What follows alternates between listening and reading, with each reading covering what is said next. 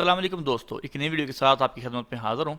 जैसा कि आपको पता है कि अगर आप पासपोर्ट को रिन्यू करवाते हैं या नया बनवाते हैं, अगर आपका पासपोर्ट ख़त्म हो गया और आपने नया बनाया है तो उसके लिए आपको नकल मालूमात करवानी पड़ती थी जवाज़ात से। अबशर से पहले नहीं थी। तो अभी ये सिस्टम हम अबशर के थ्रू कर सकते हैं। आपके कफ़ील के अबशर से आपका पासपोर्ट अभी अपडेट हो सकता है। आपको जवाज़ात जाने की ज़रूरत नहीं है। 24 घंटे में किसी टाइम भी आप इसको रिन्यू कर सकते हैं, यानी अपडेट जिसको हम नकल मालूमात कहते हैं वो आप कर सकते हैं। तो दोस्तों वीडियो आगे बढ़ाते हैं। तो यहाँ पर मैंने आर्टिकल लिखा है checkigama.net पर, आप वहाँ से भी इसको पढ़ सकते हैं और देख सकते हैं। मैंने स्टेप बाय स्टेप उसका तरीका बता दिया है। तो आप यहाँ पर देखें, सबसे पहले आपने अपने कफ़ील के अबशर में लॉगिन होना है। अबशर दो हैं, एक ग्रीन है एक ब्लू है। एक इंडिविजुअल जो कि फ़र्दी जिसको कहते हैं, जो कि हमारा आप सबका होता है वो वाला है, और एक ब्लू वाला होता है जिसमें जो कि बिजनेस जो कि कफ़ीलों के लिए होता है, जो कि मुसस्से वालों के लिए होता है। तो अगर तो आपका कफ़ील आपको आपका अबशर आईडी या पासवर्ड देता है तो आप खुद कर सकते हैं, नहीं तो आप अपने कफ़ील को कह सकते हैं, वो आपको करके दे देगा।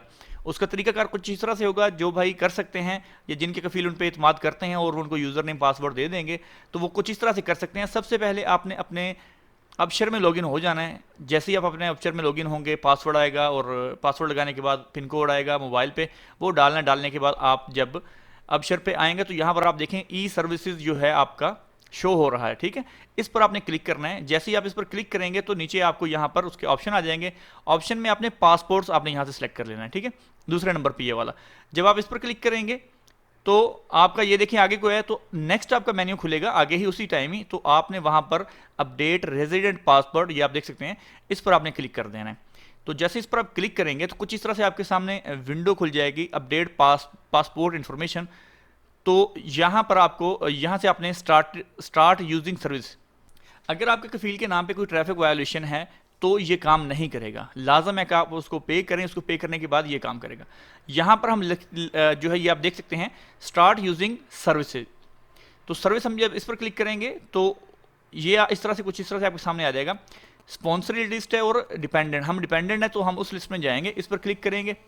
क्लिक करने के बाद हमारे पास इस तरह से एक मेन्यू ओपन हो जाएगा। इस मेन्यू में वो सारे उम्माल होंगे, मतलब अगर आपके मुसलसल में 7 उम्माल हैं, 8 हैं, 5 हैं, तो सारे यहाँ पर इस जगह पे शो हो जाएंगे, ठीक है। तो अभी आपने जिस बंदे का अपडेट करना है उसमें से आपने वो सिलेक्ट करना है। ये सारे के सारे यहाँ पर आ जाएंगे, तो 2 होंगे, 3, 5, जितने भी हैं।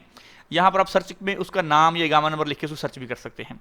उसके बाद उस पर आप जब क्लिक करेंगे तो नेक्स्ट पर आ जाएगा, उसकी डिटेल आ जाएगी और पासपोर्ट की एक्सपायरी डेट आपको शो हो रही होगी यहाँ से।